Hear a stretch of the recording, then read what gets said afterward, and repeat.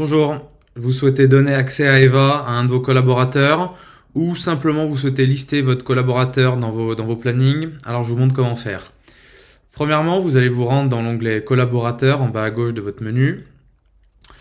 Ensuite, vous allez aller dans la liste de tous les collaborateurs, vérifier quand même qu'il n'existe pas. Et s'il n'existe pas, vous allez pouvoir utiliser le bouton créer un collaborateur. Depuis ce bouton, vous allez simplement remplir le formulaire. Donc ici, moi je vais remplir Marc, Loer, l'email c'est un email de démo. Voilà. Si vous souhaitez tout simplement que votre collaborateur n'accède pas à Eva, pour le moment il faudra renseigner un email qui n'existe pas. Dans une prochaine version de Eva, on va donner la possibilité de faire autrement. Pour le moment, il faut renseigner un email qui n'existe pas. Vous pouvez renseigner ensuite différents champs qui ne sont pas obligatoires, comme la date d'anniversaire, le téléphone personnel, professionnel, l'adresse. Vous avez également un champ informations diverses pour venir stocker différentes informations, par exemple son numéro d'AVS, son numéro de permis. Donc c'est vraiment des clés avec des valeurs. Ensuite, est-ce que le collaborateur doit soumettre ses heures toutes les semaines ou pas? Est-ce que le collaborateur est salarié? Donc en gros, est-ce qu'il accède au contrat et au salaire?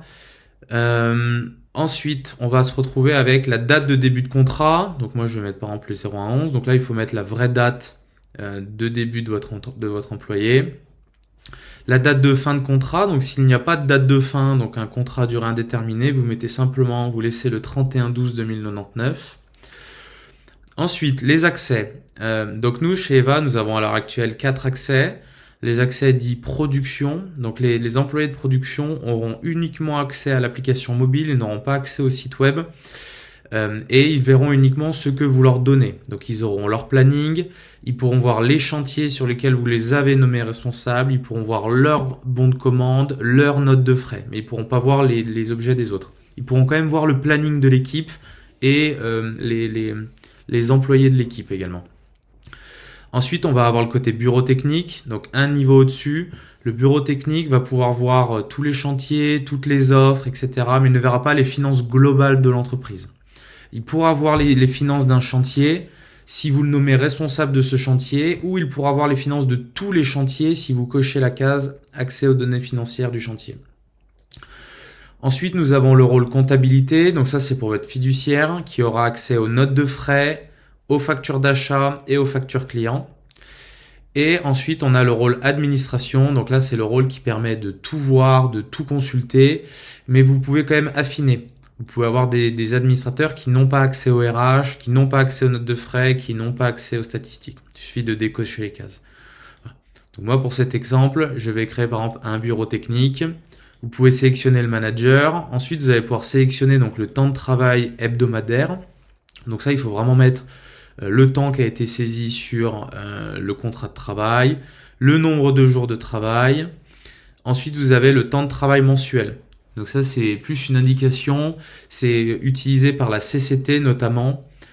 Si jamais vous voulez le calculer par vous-même, donc il suffit de faire 41,25 fois 52 semaines divisé par 12 mois. Et ça vous donne la moyenne des temps de travail sur l'année. Le nombre de jours de vacances annuels. Et vous pouvez également modifier les heures par jour.